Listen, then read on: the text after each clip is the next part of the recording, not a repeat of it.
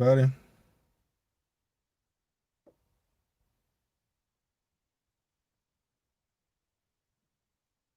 Get the stream pulled up here.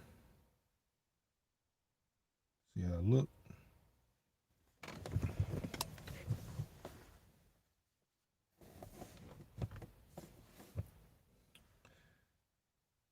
All right, what's going on?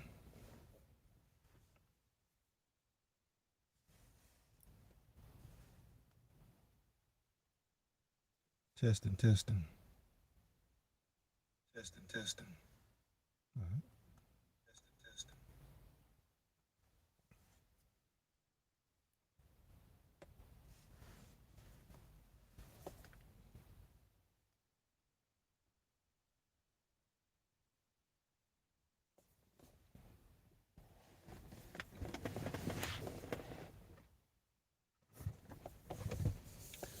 Yo, yo, yo, what's going on?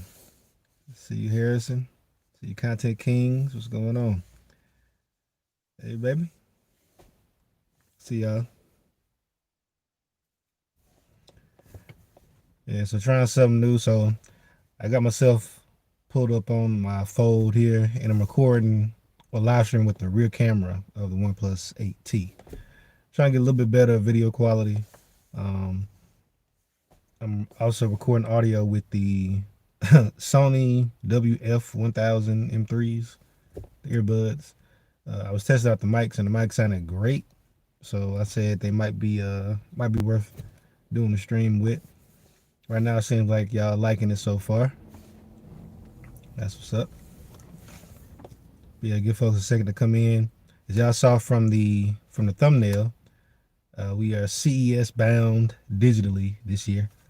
And I go into more details about what that means and what the difference is and kind of what to expect.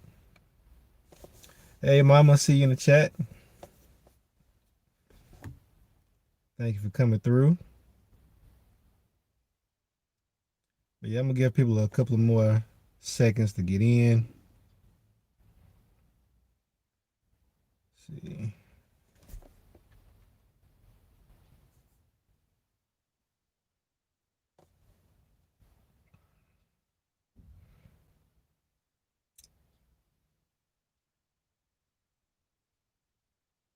Oh, and also I know y'all saw this my first stream of 2021. Obviously, we do Tuesdays, and it's the first Tuesday of 2021. So we got that going. And man, I tell you one thing, man. This Fold is. I know I probably talked about it a lot. But this Fold is the gas, man. So right now I got my full stream up. I can look at my email or look at webmail. Right now I'm just going through kind of some of the CES information that I've been getting. Uh, Shout out to Phone Tech at work. He kind of warned me. He was like, you made it in the CES. Get ready for the emails, and the emails have been flowing.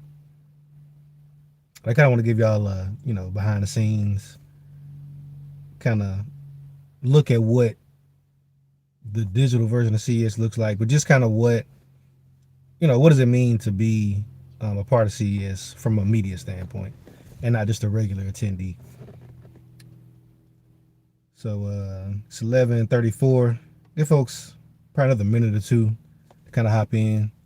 As y'all come in, definitely give me a shout out. Justin, I see you in the chat. What's going on, bro? Oh yeah, happy Founders Day, man. Noops in the building. We all make mistakes, but hey, you know, it made you stronger making that mistake. It's okay. I'll just mess it around, man. But yeah, happy Founders Day, man, for real. So let's see.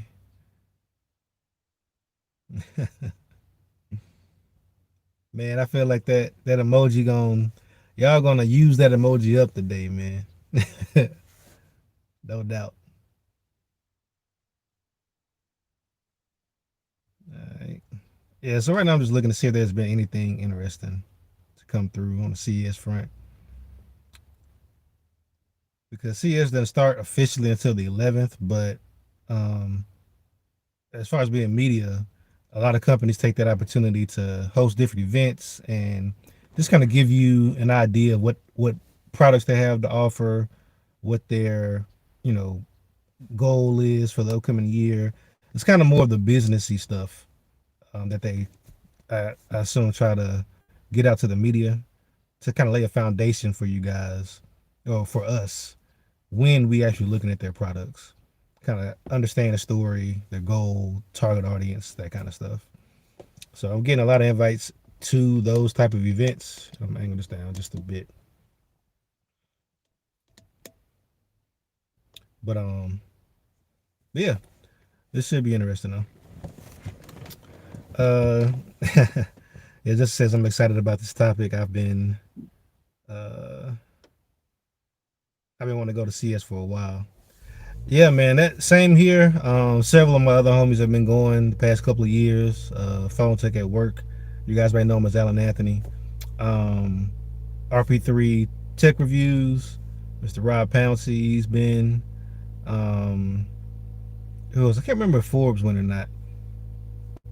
Um, I have to check, but yeah, like several guys, and a lot of it is the networking side of things, right? So you're there with all these, big YouTubers, and you're kind of all like once you're a part of media, like that's it. Like you're all kind of on the same playing field, so you're in the same events, going to the same. These companies they're trying to get any kind of publicity possible, so they're throwing parties. They might have their showcase at one. They throw a party, after party, a pre-party where they're paying for drinks, they're catering food, and this is Las Vegas too, so they got a lot to compete with, and I guess they're trying to keep people from going to their event and then dipping out and going back to the hotel room or going to the casino. So them having to compete with Vegas, they gotta show out a little bit. I heard TCL throws some pretty good shindigs. Um, Another company called New Mobile, they manufactured a couple of budget phones. From what I saw, they had a pretty cool event as well. And of course, the big guys, like like the Samsungs and the Sonys and Microsofts and all that stuff. Really, they're more focused on their own events. CES used to be a place where they kind of go over all of that, but now they've kind of pulled themselves out and they host their own events. So Samsung actually, almost disrespectfully to CES, has their Unpacked event next week. So you know, they've never had that event this early in the year. Usually it's like late February, early March. And in fact, they're having the same week as CES. And I know the CES, schedules change, but that's going to be weird. I feel like it's going to kind of take a lot of shine off of CES because usually what happens leading up to these major events, like the Apple event, the Sony event, Samsung events, there are all these leaks. I don't know if they are planned leaks. I don't know if they're, kind of like guerrilla marketing type leaks. But we've already been seeing a lot of leaks of the S21 series devices leading up to the Unpacked event next week. Next week, the leaks are going to be flowing. We'll probably have full hands-on videos.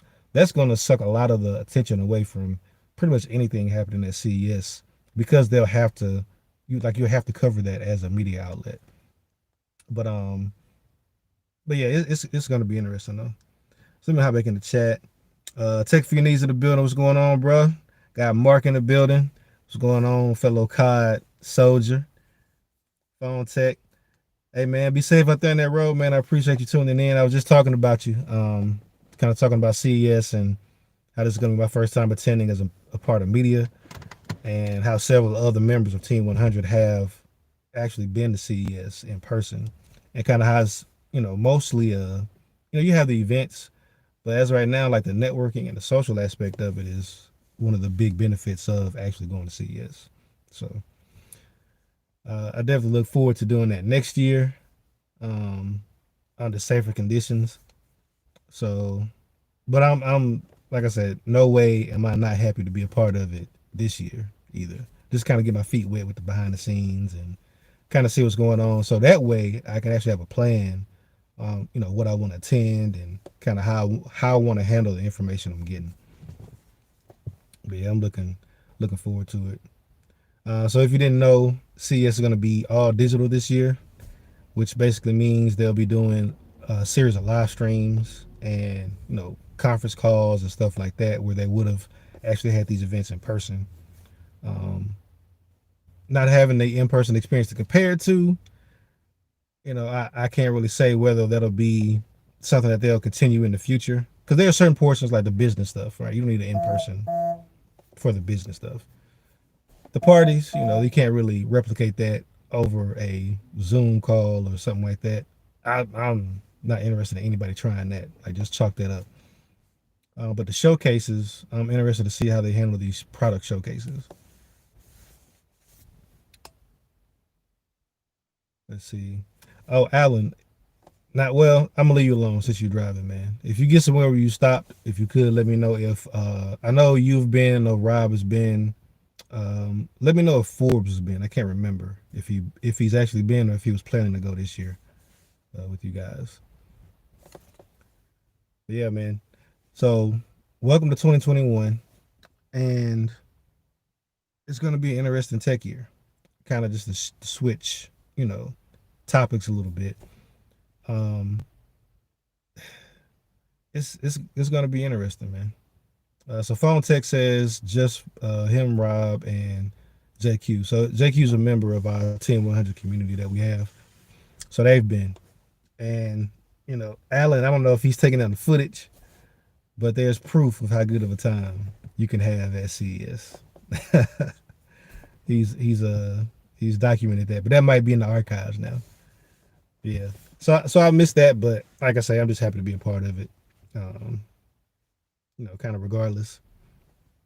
But like I say, the it's gonna be an interesting year in tech, especially with I think with Samsung kind of making this move. So I mentioned earlier that they are going to have their Unpacked event actually next week, January 14th, I believe, and they've never had it that early in the year.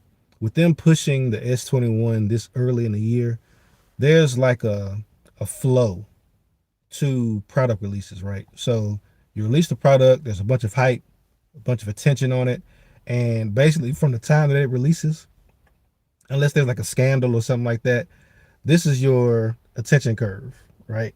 It steadily decreases from the time you release it. So the peak is going to be in January, and by March, April, it's going to be kind of like just a low simmer. Like the device will be out there. People have a pretty good idea of whether they like it or not. A lot of reviewers will have put out there, after a month, that's the longest most reviewers are going to take with the device before they move on to something else. So my only assumption has to be that they're going to have some mid-year product release. That's just the only thing that I can think of. I don't know if they're going to have like a fold specific, like flip fold foldable specific type of product release, like sometime like maybe over the summer or something like that. But the S21 is going to be I mean, it's going to be the least impressive thing they do this year. I think they're going to try to go ahead and push and make foldables mainstream this year, and that's kind of why they're doing the S21. Like they're throwing everything in the S21 that you would have gotten in the Note, which is the S Pen, and they're doing it in an interesting way as well. They're doing like a S Pen accessory case because we were always curious about how they're going to get the S Pen into the S21, and they're actually doing like an accessory case, so you don't get the S Pen with the phone. You actually get you can actually buy a case that will store the S Pen that goes with the S21. And I think that's genius. I think that solves a lot of problems, especially when you try to offer that functionality on a smaller device, because that S Pen silo takes up a lot of space in a device, so it limits what you can put in there, right? So now this year, on your larger devices, you can have that 5,000 milliamp hour battery, all the wireless stuff. You can have the huge camera sensors and not have to compromise anything as far as S Pen storage. You do have to account for the digitizer in the pen, in the screen. But outside of that, I think that's a genius move as long as the accessories aren't silly expensive, right? So you can't charge $100 for an S Pen accessory because unless they're planning to just phase out the digitizer and the pen functionality on regular candy bar phones altogether, they have to want people to actually try this tech out. right? So you're adding this functionality to devices that people normally wouldn't have access to it. You have to make it affordable. You have to make it approachable, right? A lot of people are going to be trying this out to see if they like it for the first time. So I think they have to price it accordingly. But we'll find out for sure next week. Like I say, but it's nothing for Samsung to charge $70, $80 for a case though. So I don't know. We're gonna see. Phone Tech says you think the older S Pens will work.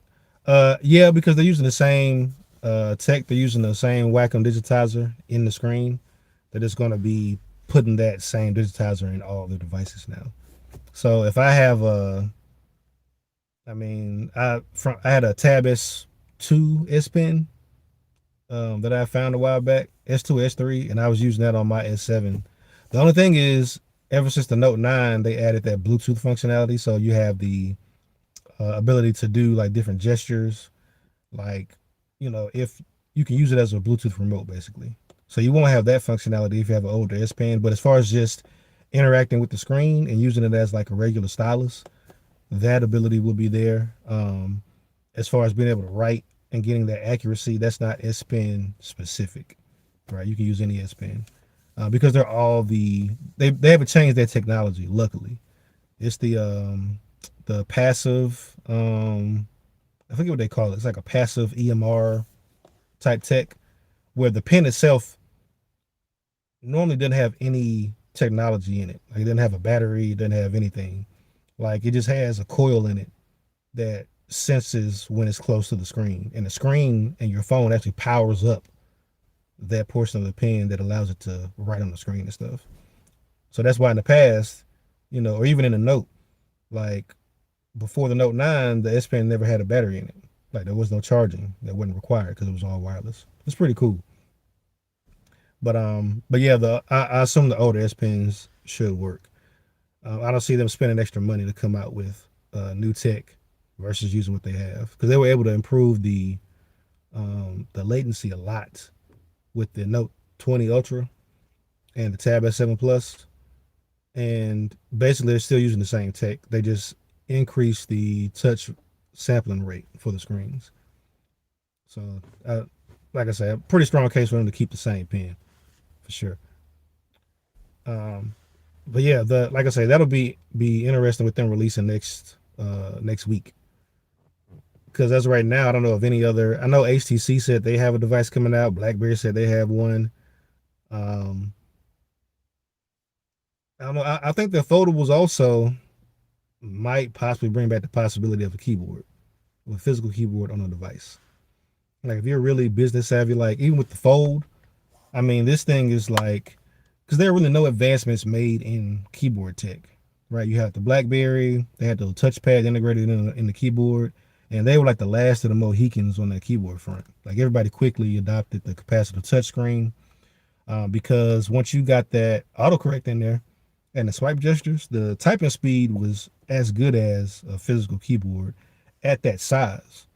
But if you get something on, a device like this, that's this size, and you can get like a full keyboard where now you folding it like this and actually sitting down and kind of typing somehow, even if you're finger picking. I mean, for long sessions, like you reply, drafting up long emails or, actually typing up, scripts or whatever you do, having the actual physical tactile keyboard, is pretty cool. Or even if there was some like, some option you can put on here that when you open it up, you slid it out, and now you can get like the full, two-handed thing going. I mean, they can do that, but I guess it depends on what the market actually wants, right? If the market doesn't desire that, um, they won't spend the money R&D in it and trying to advertise it and integrate it and stuff. So we'll have to find out. But yeah, I'm hopeful. I'm hopeful this year as far as tech goes. Let me see. I think I saw Big Dog. He said picked up the Tab S7 5G and I'm loving it. Yeah, man. The Tab S7, like I said, I swapped out my actual laptop. I had a Windows 10 laptop that I was using. I went ahead and gave it to my daughter because she was doing virtual school, and I got the Tab S7 Plus. I don't have the 5G because I just couldn't wait until they released the 5G. And then also like the price on it was silly high when it first came out. You can only get it through the carriers. Um, I don't know, the next version, depending on what like the trade in looks like or the resale looks like, I might try to go for the 5G because battery life, like on this fold, my battery life has been great, right? And that was kind of one of my biggest worries with having the high refresh rate, bigger screen. On the S7 Plus, my battery life is okay. I can make it through a day. The fast charging, big dog. I don't know if you have a 45-watt charger, but it supports the full 45 watts. You can charge the battery on that from 0 to full in 90 minutes. Like it charges faster than any other Samsung devices, right? Unless you have a Note 10 or Note 10 Plus that supports that 45 watt. Like this isn't charging faster. The Note 20 Ultra isn't charging faster. Galaxy S20 FE, those line devices aren't charging faster because they pulled that 45 watt support out for whatever reason. I don't know if they got scared because of their past battery issues or what, but it's a must have on that Tab S7 Plus because it's got like a 10,000 milliamp hour battery in there. I mean, it's like literally like 90 minutes, like from 0 to full. If you got any kind of charge on there, it's less than that. So that'd be my suggestion for a pickup when it comes to that Tab S7 Plus. Um, and I like the keyboard case. It's kind of showing its wear though. The build quality on it definitely needs to be improved. I'm getting like some issues with the touchpad. I'm probably gonna hit up Samsung and have them send me another one because the way the back attaches, that's perfect. Right, that's beautiful. Like that built-in kickstand with the hinge. Um, that's a beautiful Implementation. The keyboard though is definitely kind of specifically around the trackpad. I've been having some issues, so we'll see if another one fixes that. But it might just be a build thing where it doesn't hold up very long. But then of course you got the option to do a Bluetooth keyboard if you want. So it's not a major issue. So let's see. Yeah, let's going through to make sure I didn't miss anybody in the comments. But yeah, man, what else is happening in 2021? Apple's gonna come out with the same phone. They're gonna do new iPads. Supposedly they're gonna do OLED screens on the iPad Pros. They deserve it. I mean, as much as they cost, they deserve OLED. OLED is a superior tech to IPS. They've been milking that IPS train for a while, man. So y'all Apple people need that OLED in your life. Because as of right now, the Tab S7 Plus screen is the best screen on the tablet, hands down. Like easy. Like regardless of what you like. If you like color accuracy, if you like content consumption, um, I mean, just as far as something to look at, it's the best. Like hands down. Um, let's see what else. Is there anything else you guys are excited for in 2021? If it is, leave it in the comment section, and I'll definitely kind of touch on it if I'm familiar with it. Um, as far as CES goes, it's almost a lot more like a trade show now. There are very few like just new products for major companies revealed at CES. Like I said, usually they reserve that stuff for their own showcases. But I'm curious about a lot of these kind of like smaller vendors, and I mean, because they're like, that's it from the emails I'm getting, they're gonna be scrapping. They got little showcases set up, and they have all these ideas, and I feel like that's where a lot of the innovation is happening. Not necessarily like refined products, but where just like ideas, like people just show you like, hey, we got this idea, this is what we did, this is the product. And I wouldn't be surprised if a lot of major companies are looking at these vendors from CES and making plans on acquiring different pieces of tech, especially from year to year. Like you got a company that unveiled something last year, and this year they show you the progress they made, but it's obvious they don't have the capital or the know-how to mass produce it. Or maybe there's just one aspect of a product that they produced that's viable. I could easily see some companies getting sucked up, and that might even be the goal. Like you showcase it at CES, you get that publicity, that national and international, excuse me, international attention that you couldn't get on your own, or it would cost you too much to try to get. Show it off at CES, get some buzz, and then offer to the highest bidder at that point. So I'm interested in seeing how that goes. Let's see. Big Dog says I'm ordering that 45-watt brick. Yeah, man, go ahead and do it, cuz. If you go on Samsung's site right now, they got some different sales going on accessories. I know the bookcase is normally 79, like not the keyboard case, but the regular bookcase is on sale for like 40. So they got a lot of stuff half off. So that 45-watt charger might be on there half off as well. I would get another one, but the Tab S7 Plus is the only device I had that supports it, so it's kind of pointless for me to get another one. Let's see what else. Ishmael in the building. What's going on, man? Fellow headphone addict. Still says 120 on new iPhone. I doubt it.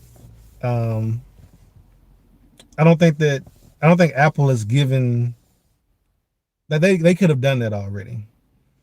I don't think that it's technically not a possibility. I think that their customer base doesn't care enough about it, to be honest, because there's really no pressure on their neck. I think a lot of Android, and really it's like niche Android people that are screaming about 120, because your average Android user doesn't know that 120 is like, they don't know what it is or what it means to even ask for it. Like, I think if they experience it, and the way that most of them are experiencing it, it's not on, you know, every device that they're buying.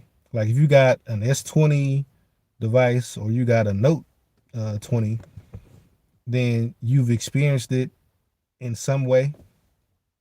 But it's not, if everybody was using like a OnePlus device where it's like, even going from the Fold or going from the Note 20 Ultra, when you pick up a OnePlus, when you pick up a device that's just like silly smooth and silly fast, is jarring to go back even to other 120 hertz devices. If that was the experience across the board, if that was the difference that 120 made, then I think that Apple will have more pressure on their neck. But when you pick up it makes it feel snappier, it makes it feel smoother compared to the older days. But it's not. Apple is kind of a good enough company. Like they're really good at kind of drawing that line. We're like, this is good enough for most people, so we're gonna leave this. We're not gonna they're never gonna like shoot for the stars. They're very much calculated. Like, okay, like this is good enough. We're gonna keep this until further notice. Like the screen on the iPad Pro, like there was literally no competition. Like even the OLED screen on the Tab S6, it looked better. Hell, the screen on my Tab S4 looked better, but it wasn't in direct competition. You didn't have the 120 hertz, right? You didn't have that screen size, so it wasn't a 1-to-1. Now they're gonna have to, like, instantly. That Tab S7 Plus came out, and now you're getting OLED on the iPads next year. Well, this year, like they're very responsive. Like there are very few areas that Apple. I know Alan is gonna like this. There are very few areas where Apple feels the need to just like push for the sake of pushing. Like there's like a business plan that involves pushing this sector, like the processors. It was obvious that once they started dumping a whole lot of extra power into their processors, like they're basically using their phone division to refine this processor, right? They're using the money for it to refine the processor, to improve it, to basically do their R&D in the real world for this processor. And when you take a phone processor that's silly powerful, you put it in the footprint of a laptop, if it could be cool under load in a phone, I mean, you got all that space in a laptop for ambient cooling, for heat sinks. Like, it makes sense why the M1 the M1 MacBooks are doing so well. Like, they seem like magic because people have had phones with laptop power in them from iPhones for a couple of years now. Even looking at the iPad, like they're silly thin, and the amount of graphical power you have in them is like ridiculous. They can now just iterate because there's no, like, they have a moat around them in performance and heat dissipation and silicon size and all of that. They got a moat around them where Qualcomm isn't about to close that gap. They haven't been able to close the gap in a minute. Like every year now, Apple can just inch up. They can just incrementally improve stuff, tweak the thermals here, add a little power here, refine this there, and they're just going to be head and shoulders above everybody else. Let's see what else we got. Let's see. Justin says a lot of rumors about mini LED on the iPad. Also, maybe not this year. Yeah, mini LED is at this point is to my understanding is more expensive than OLED. Um, Especially once you try to reproduce OLED type performance. So mini LED, you really only get the maximum benefit of it if you get the LEDs like super small. And right now, that's really expensive to do because essentially you're trying to replicate the benefit of OLED, which is each individual pixel being its own light. So mini LED's goal is instead of having either one big backlight like you do in LCDs or having multiple zones like you do in some of these TVs, mini LEDs basically shrinking down. Like say you had a TV that's 65 inches, right? You might have 120 zones. That sounds like a lot, but once you blow that out to 65 inches, you can actually see those 120 zones across the panel. And so now instead of being able to, like on the OLED, you can have an entire black screen and you can make one pixel as bright as that panel can go. That's where the infinite contrast comes from. So many LEDs trying to replicate that. So the smaller LEDs get, the smaller the area they can light up super bright while keeping everything else, not necessarily pitch black, but close enough to black to where those pixels are off. I mean, those LEDs are off, and that's still super expensive. So that might be in the pipeline, but I think that for the sake of just visual quality, they're definitely gonna go OLED. Um, let's see. Big Dog says I have the keyboard case with mine. Yeah, on the Tablet 7 Plus, the keyboard's case is clutch. I mean, it really makes it feel like a laptop, even if you don't use the Dex mode. But the fact that you can run Dex on there natively, do your windowing and stuff like that, like you can do a lot more stuff you would normally use a laptop for before you get to a point where you just need a laptop. I even saw, I think they're called like All Star Spice or something like that, but it's a couple. I think they're located out of the UK. They've just been like hammering like these tablet videos and phone videos. And they were showing something kind of cool where you can go into Dex mode and Chrome, even if you put it in desktop mode, it doesn't show it like you still show up as a mobile device, but the Samsung browser will allow you to show up as an actual desktop. And they actually had somebody who they were running Windows 10 on their Tab S7 Plus because they opened up the Samsung browser, went to Microsoft's 365 Azure site, built the Windows 10 VM, and because it's all web based, they just use Samsung Internet browser to launch that Windows 10 VM, and it kind of takes over your desktop. And I mean, they had like the taskbar and everything, and because of VM, now the power of your machine doesn't matter, so they can launch, Excel, basically however much you want to pay for that VM because they basically charge you based on the specs for it. I mean, you can be running a full video editing rig with the full power of these desktop apps. Granted, it's on a smaller screen, but you just have that capability with the Samsung browser giving you the ability to show up as a desktop site. So it's and that's a kind of classic Android thing where it's like you want this experience, but you got like 12 steps to do it. But the fact that you can do that is great. Like that's pretty cool. Let's see. Ishmael says T-Mobile needs to lower the cost of the LTE model of the 7 Plus tab. So are you talking about the 5G one? I didn't know they had an LTE one, but yeah, they do, for real. And that's always been the problem with buying the network connected tablets. They just like the jump in price is silly. Like it really is.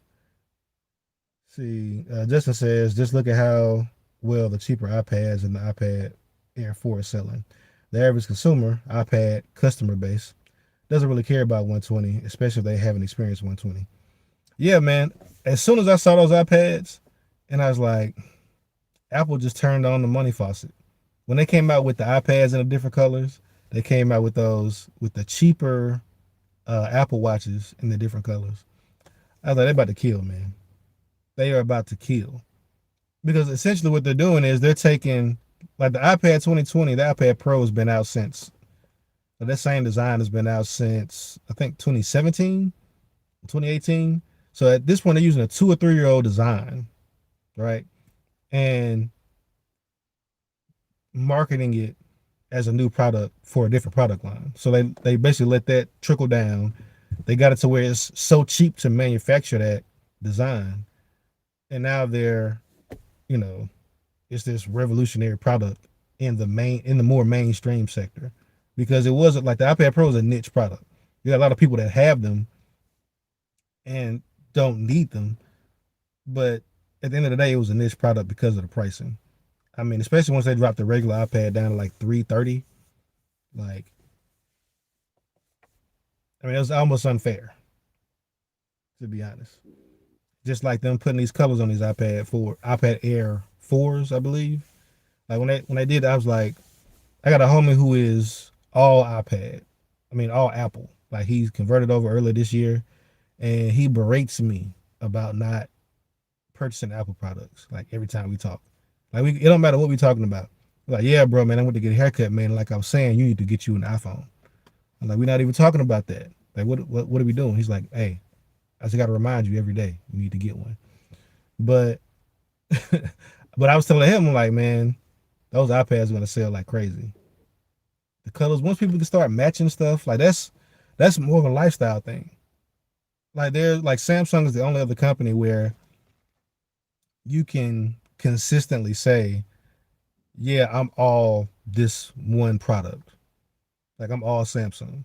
Like phone, watch, um, tablet, computer, you know, keyboard, mouse, camera, like there are people that like to feel like they're in an ecosystem like that.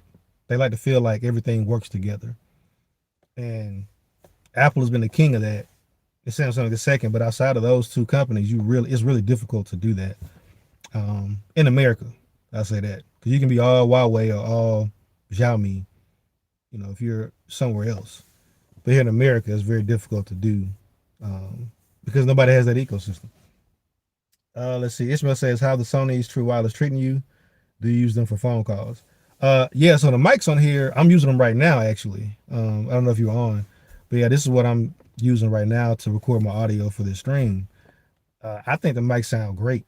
The only comparison I have, well, not the only, the best that I've had mic wise up until now were the Galaxy Buds Plus.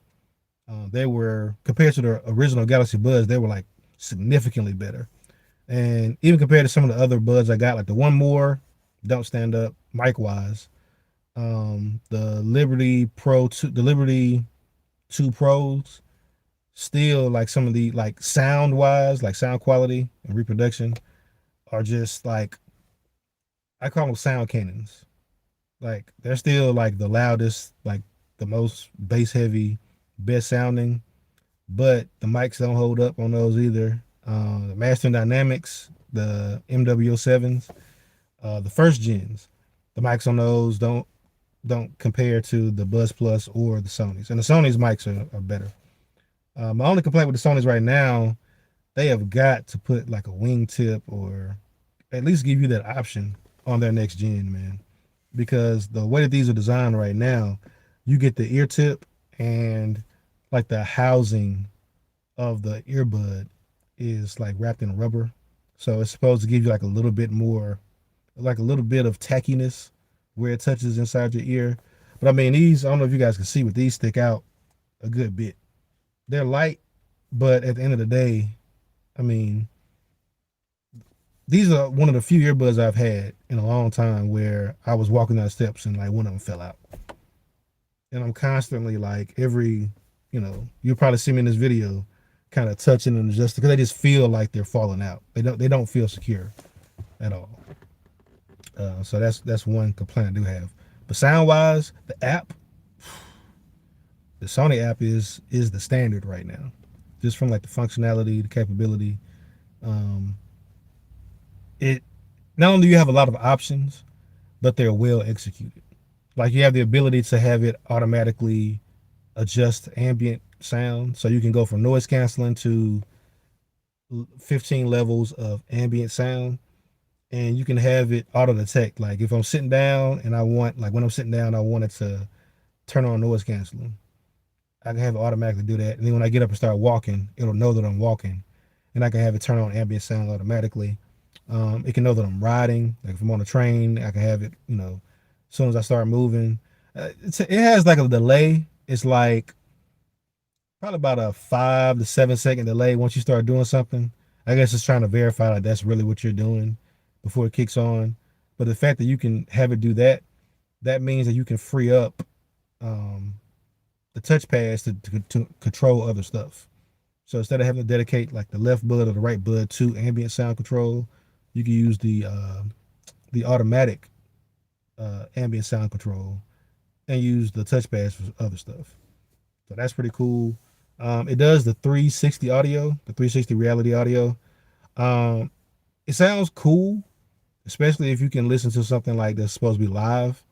Pre-recorded stuff to me sounds better just in regular stereo, just because it's less impactful when you do the 360 reality audio. And then also finding that content is pretty. It's not hard. It's just like if you got some favorite songs you like listening to, they might not be available in that 360 format. And then the player that you're using probably doesn't support it because as of right now they don't support like they support Tidal, Deezer, um, and a couple of other players. But like I said, like the stuff I've heard, it sounds cool. Like it's like you definitely notice a difference. It definitely sounds like it literally takes the sound from sound like it's like they're right here to now it's not necessarily all around you, but